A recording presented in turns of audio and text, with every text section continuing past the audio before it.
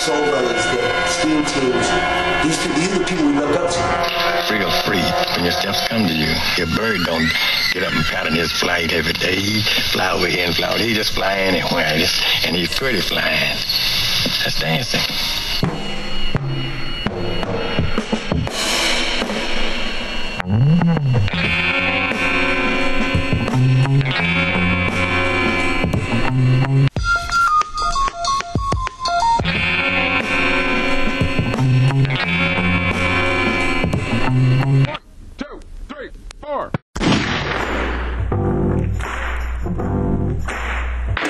I came from a neighborhood where everybody danced in the streets because tap dancing is in my blood. At the end of the day, our styles got created by these people. The past has always influenced all of us. It was fresh to us because it was something new. This was a gradual awareness. So how can you not learn the culture behind hip-hop?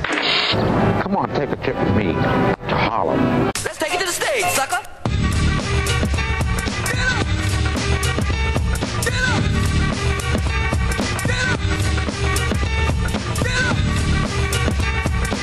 Tap dance was the beginning, it was the nexus of everything.